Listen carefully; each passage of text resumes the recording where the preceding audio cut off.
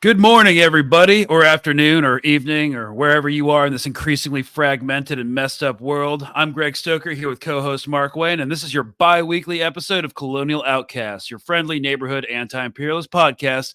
We will be discussing how Israel and the the Mob-ssad, have been spying on the International Criminal Court and threatening judges and the ICJ, as well as intimidating South African officials, but not in a sophisticated spy agency James Bond villain sort of way.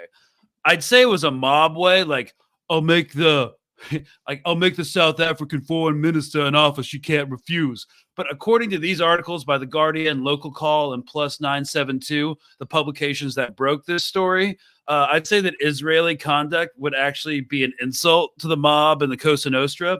They look more like neighborhood thugs running a protection racket in Staten Island, going up to a pawn shop owner and being like, just moving in?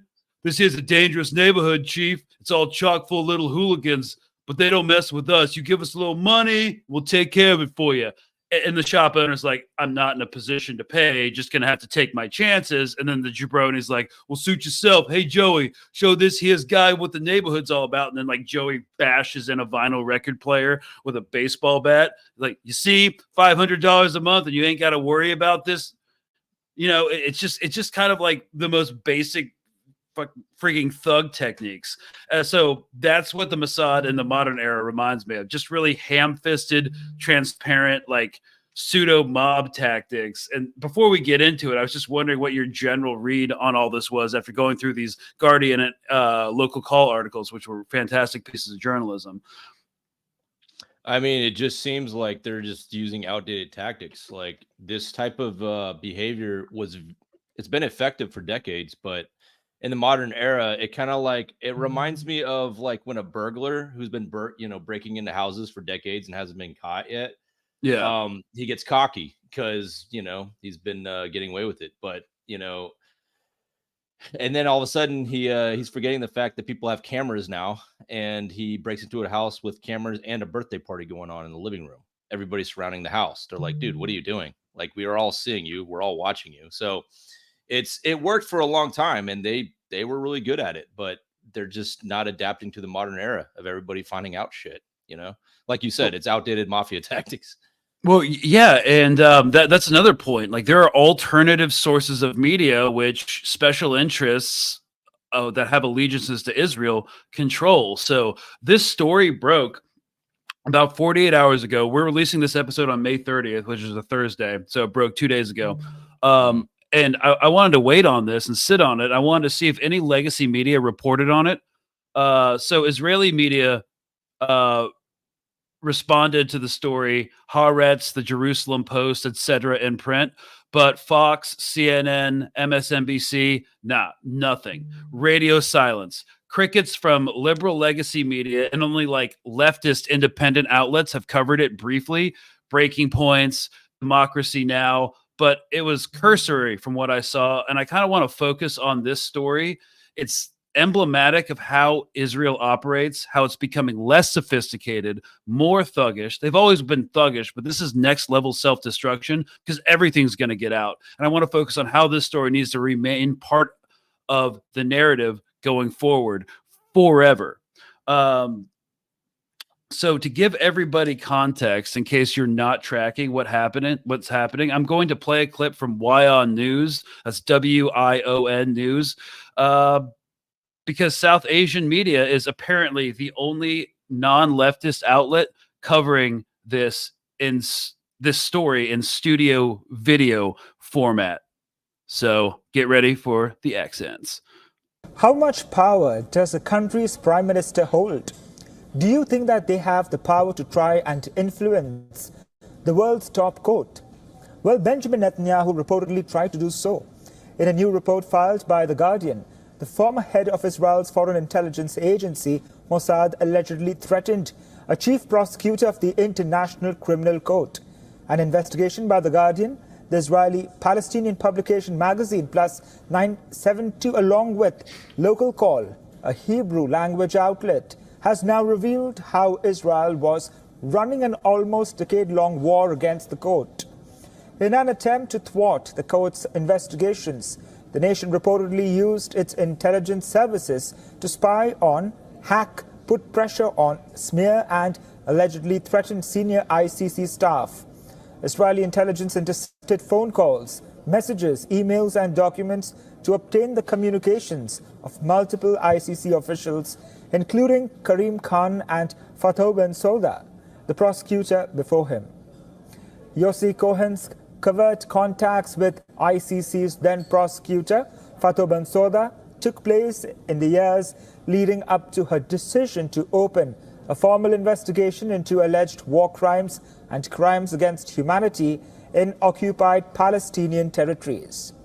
The investigation, which began in 2021, came to a culmination last week when Bensouda's successor, Karim Khan, declared he was going to request an arrest warrant for Israeli Prime Minister Benjamin Netanyahu regarding his government's actions during the Gaza war. The surveillance was ongoing in recent months, and Israeli Prime Minister Benjamin Netanyahu had advanced knowledge of the prosecutor's intentions. A recent intercepted communication suggested that when Khan wanted to issue arrest warrants against the Israelis earlier, he was not able to do so, as he was under tremendous pressure from the United States, a source told The Guardian. For the joint investigation, more than 24 current and former Israeli intelligence officers, government officials, senior ICC figures, diplomats and lawyers familiar with the ICC case were interviewed. Israel is yet to respond to these revelations. And they won't respond or in a way that, you know, would be beneficial for them. So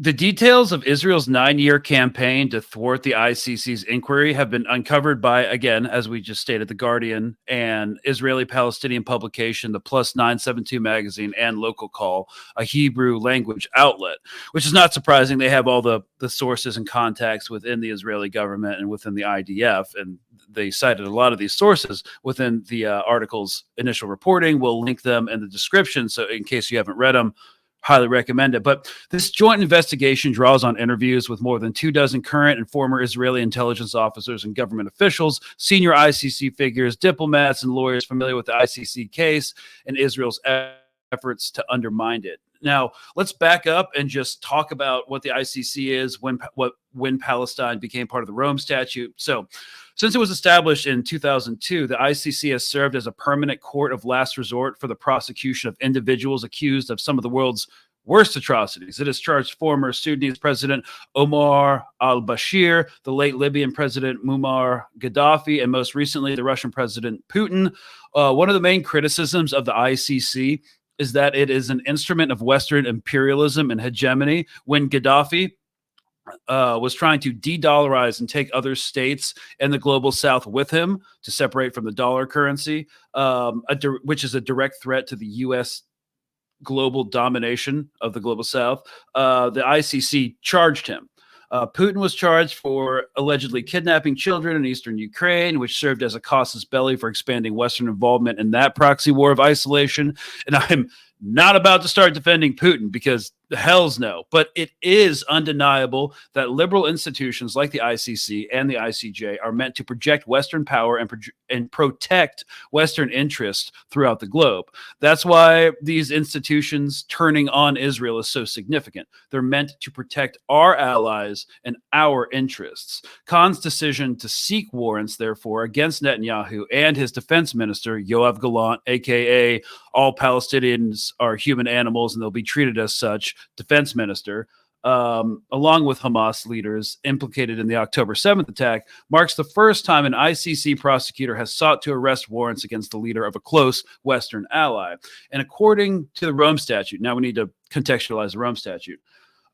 According to the Rome Statute, it is the duty of every state to exercise its criminal jurisdiction over those responsible for international crimes. The International Criminal Court can only intervene where a state is unable or unwilling to genuinely carry out the investigation and prosecute the perpetrators of crimes.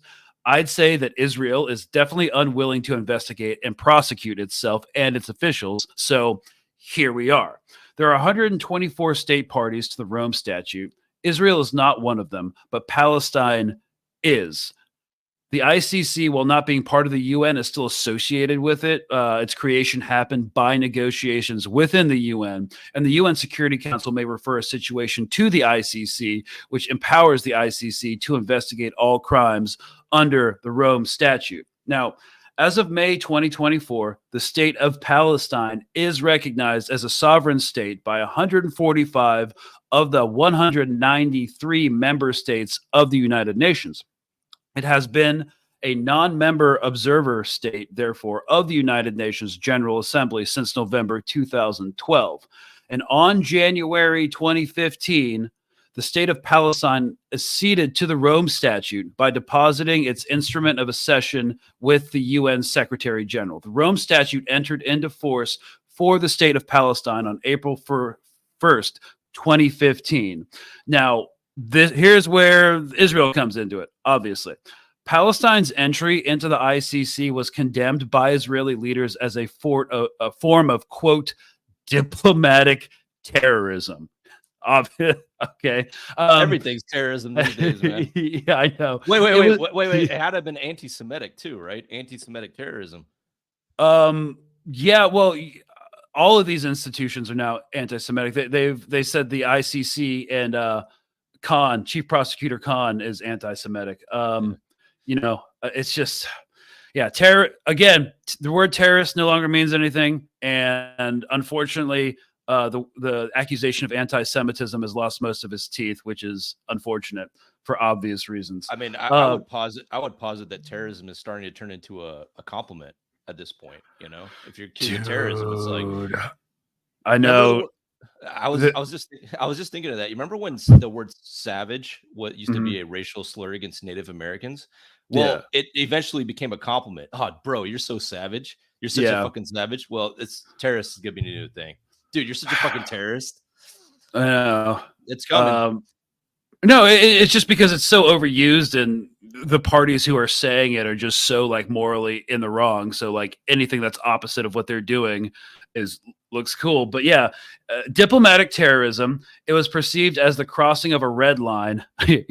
Yeah, we've heard a lot about red lines recently as well. And perhaps the most aggressive thing the Palestinian Authority has ever done to Israel in the international arena. An Israeli official was explaining this to the Guardian. So to be recognized as a state in the UN is nice, but the UN's not really taken seriously. So this Israeli official was saying, but the ICC is a mechanism with teeth. So let's talk about the teeth real quick. Well, first of all, it's symbolically and politically significant that the highest ruling body is on the planet for these kind of things is determining you as a war criminal. So you lose a lot of political legitimacy.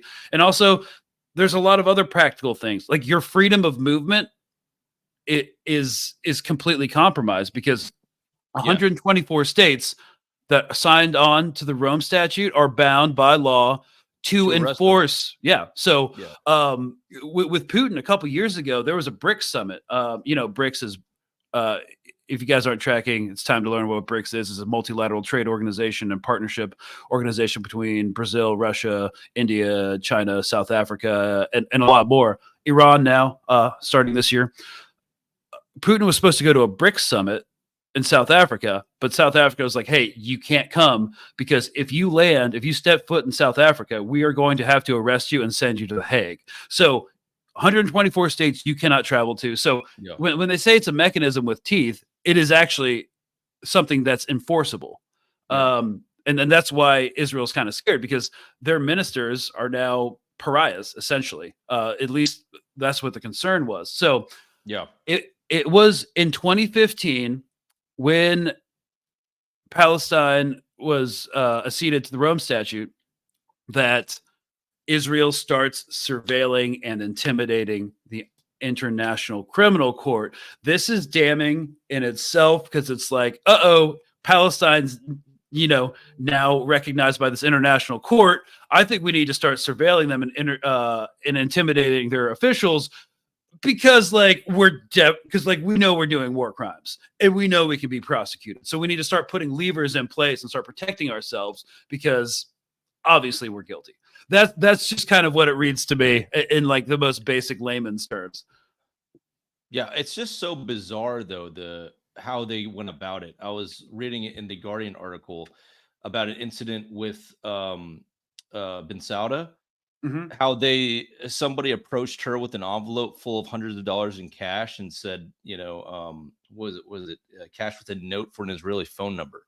And I'm just like, that's just such a bizarre way of approaching somebody for, making contact, whether it be intimidation or bribery or lobbying. And it's so outdated. That's what's bizarre about it. They're going about this in such a 1980s method, you know. The so it's Like like, and I'm yeah, saying, like, and why just so even everyone, bother?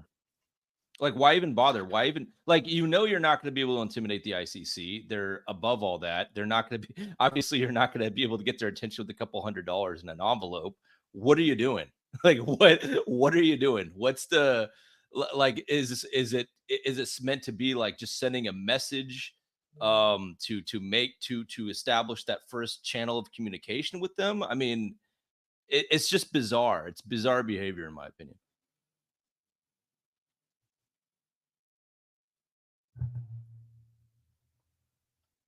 yeah. The thing is, like, was all of this illegal? If the secret tapping and recording of Ben Sauda, and just so everyone's tracking, Ben Sauda was the predecessor in the ICC as chief prosecutor to Karim Khan, and other ICC officials' phone and email conversations. Was it illegal? Alleged attempts to compromise her, smear her family, and personally threatening behavior by a senior figure in the Israeli intelligence constitute unlawful means. And reasonable people might conclude that they do. The Netanyahu and his Confederates have to answer some various serious questions about like their conduct. So too, actually, does Trump, who shares with Netanyahu the rare distinction of being currently active national leader facing criminal charges. The investigation found that Israel and Trump administration officials met in Washington in 2020 and allegedly discussed ways to thwart ICC inquiries into possible criminality, both in Palestine and by U.S. forces in Afghanistan. So you wanted to play that Lindsey Graham quote real quick. So of course our favorite guy, Lindsey Graham. I think unless I'm mistaken, he was a former United States Army like lawyer, part of JAG. But yeah, I don't think he really cares for the rule of law. We'll have to double check on that. Yeah, Graham's a classic. We hopefully together will find a way to register our displeasure with the ICC, because if they'll do this to Israel, we're next. This group tried to come after our soldiers. Yeah, you can clap all you want to. They tried to come after our soldiers in Afghanistan, but reason prevailed. So at the end of the day here, what I hope to happen is that we level sanctions against the ICC for this outrage to not only help our friends in Israel, but protect ourselves over time. Okay. First of all, I mean, I've witnessed firsthand, United States war crimes in Afghanistan. This is not a radical statement. I mean, was it anything compared to the IDF? Hells to the no. But, I mean, the Western hypocrisy needs to be curbed. So holding ourselves accountable might be important to do. But I wouldn't expect that from Trump. I wouldn't expect that from Netanyahu. When all these accusations are levied against them, they're just going to double down and lie more. I think the what's the old saying? Admit nothing, deny everything, make counter accusations. That's the MO of like both of our like American government establishments. So yeah, I think what to make of all this. The massive hypocrisy is doing a lot of political damage. Like, first of all, a lot of U.S. officials are saying that the ICC doesn't have jurisdiction over what happens in Israel, which it doesn't, but it has jurisdiction over what's happening in Palestine. Just like Russia is not a member of the Rome Statute. Therefore, what happens in Russia is not under the purview of the court. But you know what is? Ukraine. So, they want one standard for Putin and one standard for the Palestinians. Now, going back to their intimidation tactics and everything, I just what's mind-boggling to me is that they think that they'll just get away with it, because what's so stark to me is like they think none of this will ever come to light. I just feel like they've been operating with impunity outside of the global spotlight for so long that they just get sloppy, and it just gets exposed, and it causes massive information blowback. I think, yeah, same here. I get boggled. It boggles my mind, but at the same time, I'm thinking, well, it may have something to do with just the fact that whoever's making decisions up in the high intelligence and the Mossad and Shin Bet, they're just boomers. Like they're just old. Like they're just outdated. They're not in touch with reality. Like I said, they're not aware of that they're not aware of the fast speed of information with people. They're not aware that these tactics are now have been read about.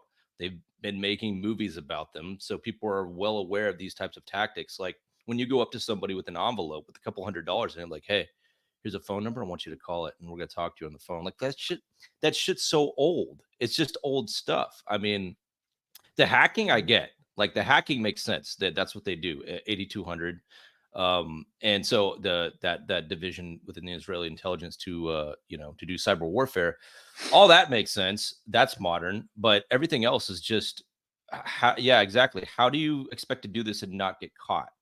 Especially with everybody's eyes on Israel and their tactics, And I'm interested to know how the Dutch government's going to respond to this. That's my $1 million question right now, is how is the Dutch government going to, are they going to, so obviously Israel has failed in lobbying the ICC, right? And compromising them, obviously. But my question is, how successful are they going to be in lobbying and compromising the Dutch government in helping them in their efforts to compromise the ICC, right?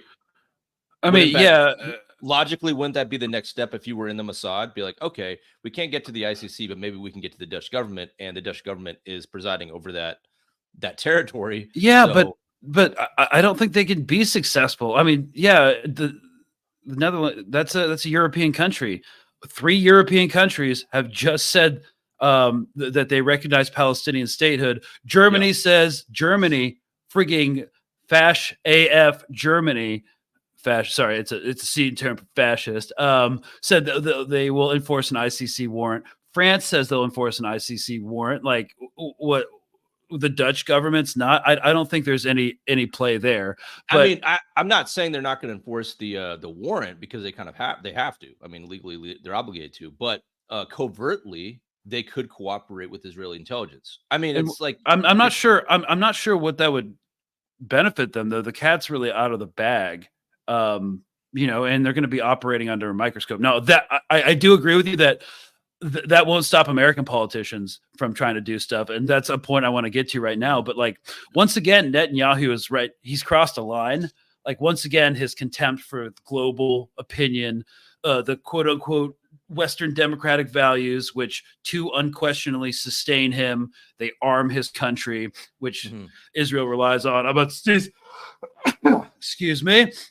And for the most basic principles of international law, it's on galling display that Israel doesn't care for anything. Like, the rules-based order doesn't apply. And for all those who have previously supported Israel, especially after the Hamas's escalation on October 7th, this is like a deep disappointment for a lot of more liberal, less hawkish supporters of Israel, because it's damaging us in the eyes of the world. It's making China and Russia, who don't like Western rules-based order because they think it is incredibly hypocritical, which apparently it is, it's just making them look better, and us look bad. And that has massive diplomatic and political consequences.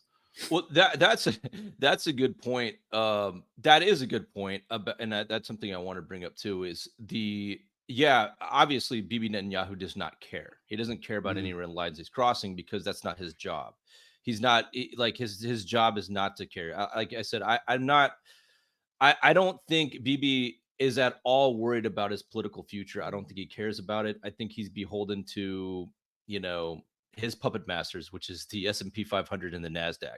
But as far as the liberals, like you said, who have been kind of like low key, maybe worried about where things are going, but still on the pro-Israeli side, they're panicking. They're like in the passenger seat and Bibi's in the driver's seat, and he's going 120 miles an hour on the freeway, like hitting pedestrians, and the the liberals are in the passenger seat, like, what are you doing? This is crazy. We're gonna get in trouble. We're gonna get arrested. That's what's happening. So it's kind of funny to see all the people who signed up with Bibi now just freaking out because he's driving crazy on the freeway.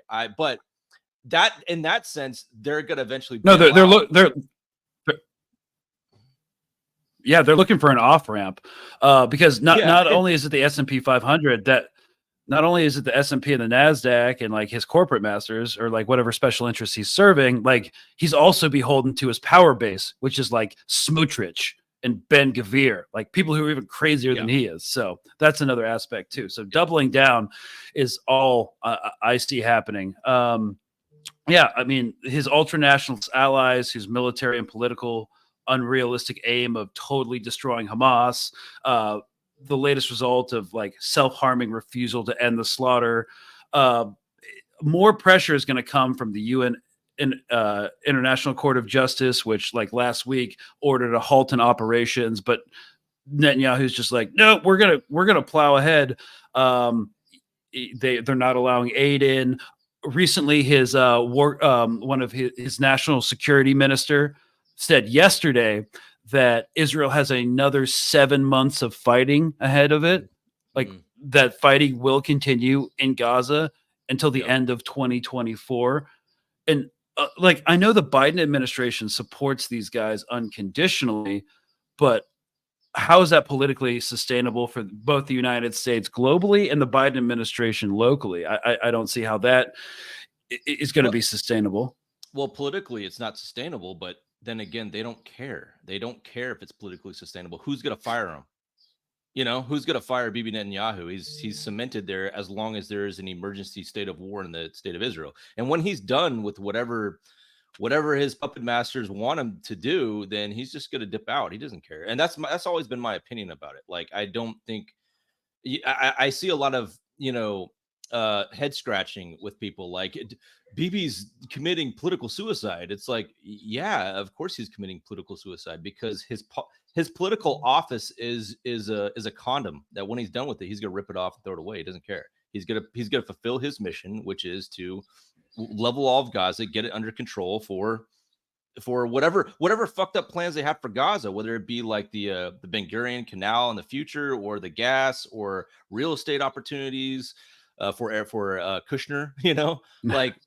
So I don't know. It's like while we're scratching our heads about why Bibi is committing political suicide, I'm not, because I just don't think he cares. He's just there to do his job for his puppet masters. That's all. I mean, maybe it sounds conspiratorial, but for me, it's just business. It's just how business runs.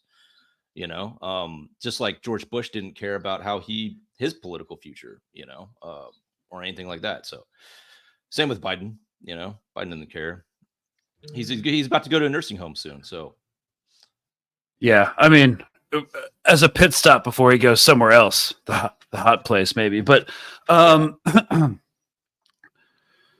think, I don't know, this we keep seeing these things and we keep thinking it's like a turning point.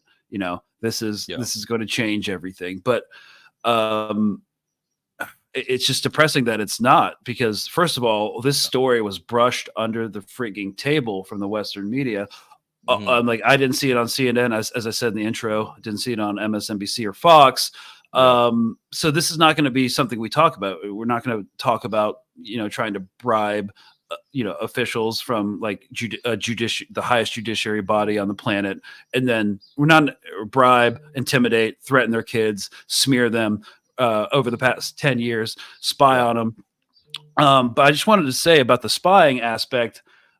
That's how the story about the ICC prosecution got leaked in the first place. It didn't come from the U.S. It didn't come from a leak from the ICC. It came from Israel. It came from Israel spying on communications, be that phone calls, SMS text messages, emails, using their high-speed espionage equipment that they test in West Bank to get forwarding of the content. Well, apparently, according to the article, they don't have a lot of they don't have a lot of core evidence. The core evidence is still intact, that Israel doesn't really know what they're going to do with it. But they knew that an ICC prosecution warrant was coming, and so they put the story out first, because the ICC story, the leak, came from Israel, not the ICC, which is significant because that mobilized all of these GOP Republican senators senators like Tom Cotton, Lindsey Graham, to write a letter to the ICC, I think it was like 3 weeks ago, threatening ICC officials and their families, like, the United States will blacklist you, essentially. You will not be able to get visas. Your families will never be able to come to the United States. I guess that's what the only enforcement authority they have as senators, because they're foreign citizens. They're not like really associated with the United States at all. So what are they going to do? Yeah, they're trying to find some way to punish them. Like, we're gonna stop you from coming to Hawaii. They can't do that much, So it's. But I wanted to go back to the leaks about this. In that article is actually one of the things that was the shocker for me in this article was the fact that it said that former and current Israeli intelligence have been leaking this information about it. Like talking to The Guardian and stuff.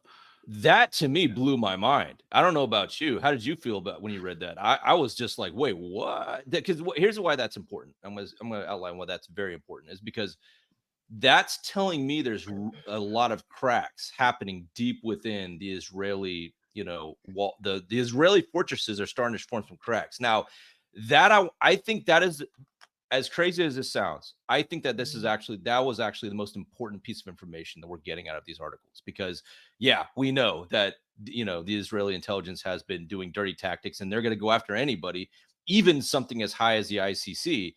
To me, that is not surprising. None of this is surprising to me at all, that they would play dirty with the ICC. They're committing a genocide. It's not that much far of a leap for them to spy on an international court of justice through espionage and threatening. That is not a far leap. But what is a huge, a huge breaking landmark in all of this is the fact that we have Israeli intelligence, former and current, leaking information to The Guardian about their own government. See, we've been painted this picture that Israel is what? In this ironclad solidarity.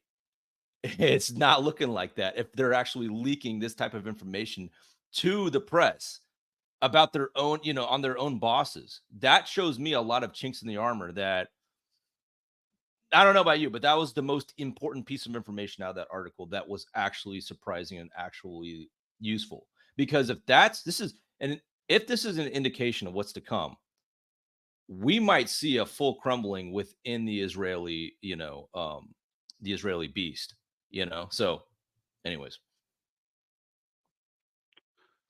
I'm not surprised that current officials are speaking off record, or not off record, excuse me, under the condition of anonymity to local papers like Israeli publications like Plus 972 and Local Call, and by extension The Guardian, because they're pissed at Netanyahu. We've in Haaretz during Israeli Independence Day, like, was that last week or 2 weeks ago? I don't recall, but the 2 weeks, I believe. 2 weeks. Okay, yeah, 2 weeks. So they were talking about this. A lot of military officials, like field grade officers, general officers, are saying, under the condition of anonymity, that there is no exit plan. There is no day after plan for Gaza. We cannot defeat Hamas. Yoav Gallant 3 weeks ago briefed the press against Netanyahu. Benny Gantz, the minister of the war cabinet, says if there's not a day after plan, by June 8th, he's resigning.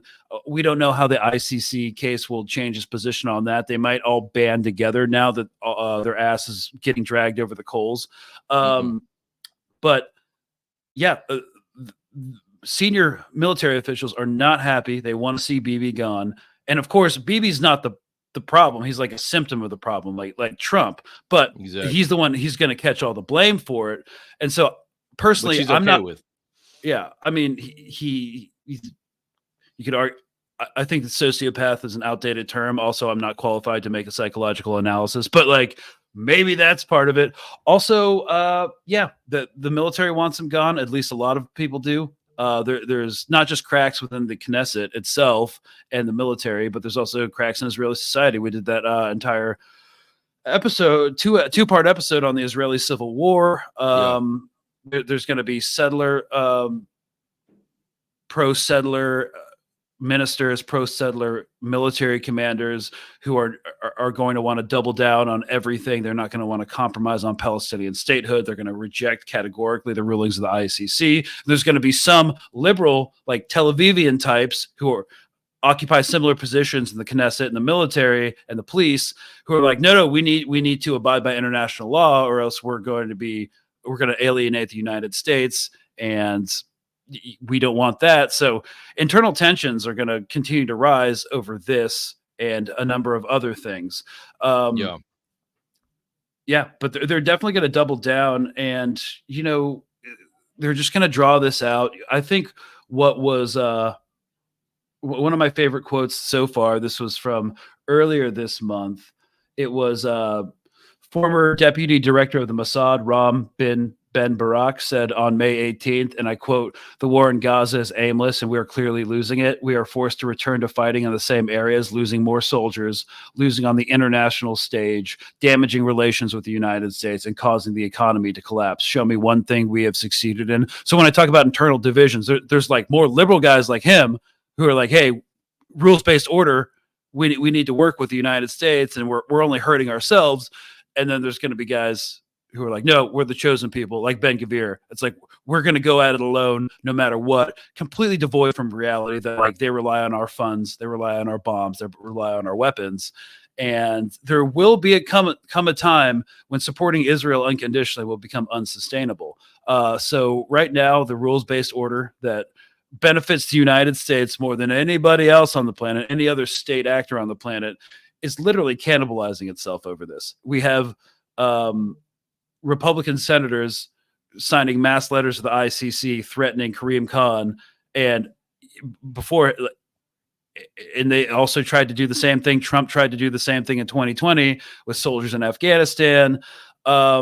Yeah, we're destroying our own institutions, and the fact that Israel will not be held accountable for this and how this will actually be a non-story is significant. It's sad. For me, it just speaks to the degradation of this entire liberal mechanism we've established to control and dominate certain parts of the world. Yeah. And going back to that conversation with about the Israeli Civil War, well, one of the biggest things, at least for an Israeli, that Israelis are probably freaking out about is that, like I said, Israelis like to travel. They love to go to Europe. They like to party. It's just their lifestyle. Mm-hmm. They can think about this. When the dust settles, they will not be able to go and travel freely to these European nations like they once used to, like that they used to enjoy. They're going to be pariahs. Avi can't just go to some nightclub in Paris and just hang out with some friends. They're gonna be like, "Hey, where are you from?" "Oh, I'm Israeli." And he's like, "Oh, yeah, no, that's not gonna work." So that's just a microcosm of what's gonna be the reality for Israeli citizens. Liberal, non-liberal, right wing, left wing, it doesn't matter. Israelis will never be accepted as citizens of this planet from here on out after this dust settles. Not for at least 100 years. It's gonna be a thing, a stigma. Oh, unless they disavow it in some ways. I don't think that's really. Yeah. How do you disavow it in a nightclub when the music is blasting? Boom, boom, boom. I mean, I definitely like how that's your go-to like scenario for this. It's just like, it's because that's what I think of when I was in Israel. Like that's what I know them as. Is the Tel Aviv crowd likes to go to Berlin and Paris to go party. It's just it's the Israeli that's the cliche. But real quick, we'll play this last one. Should punish the ICC and put Karim Khan back in his place. And if this the is ICC Mike Johnson is allowed to threaten Israel's leaders, we know that America will be next. If the ICC moves forward with its absurd warrant arrest or request, this is going to be an even bigger international problem.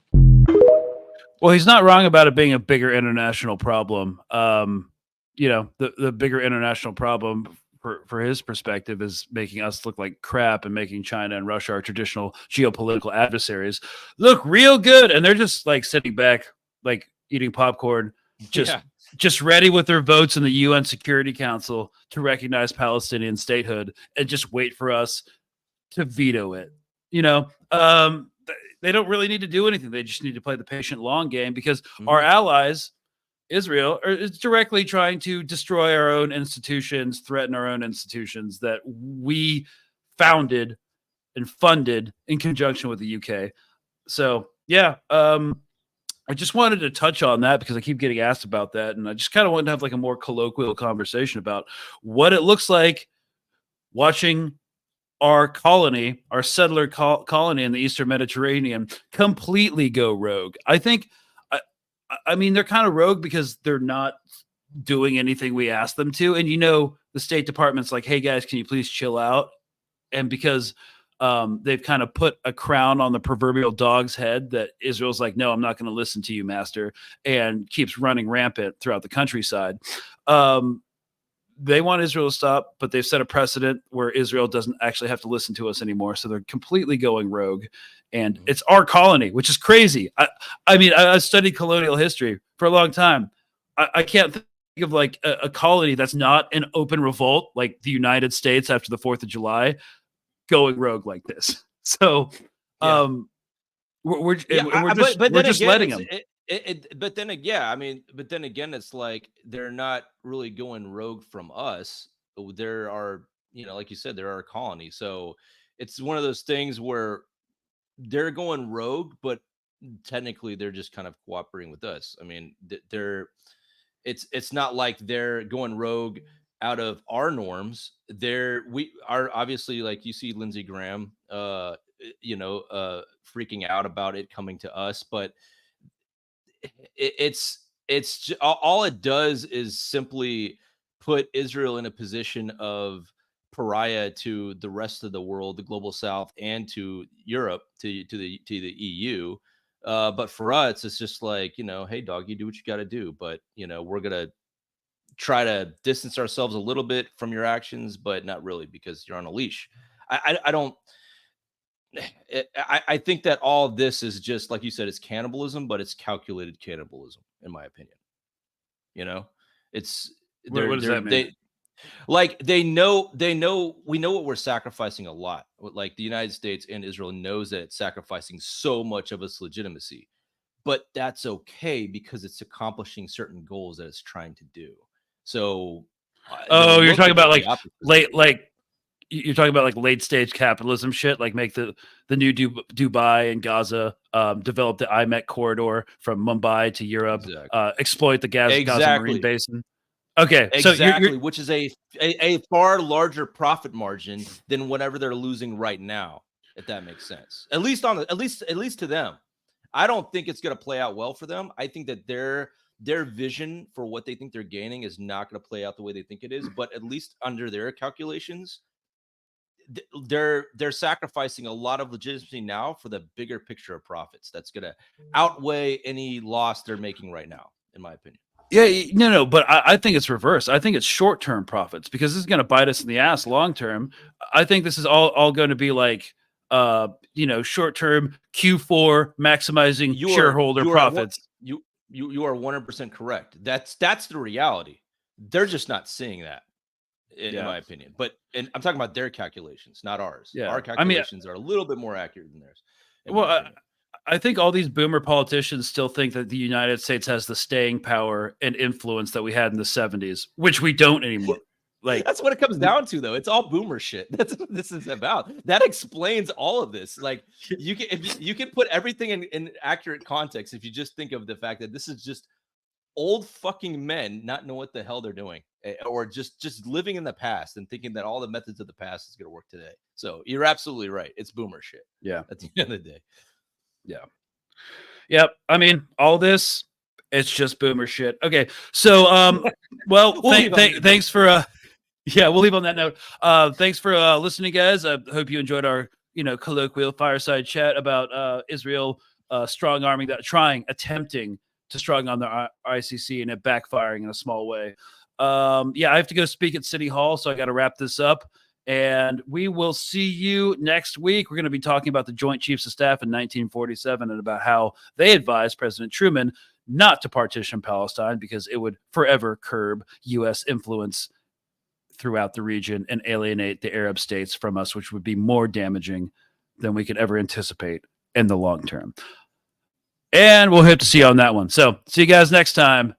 Have as good a weekend as possible. I'm sure something totally gruesome will happen. So cheers for that. Bye-bye.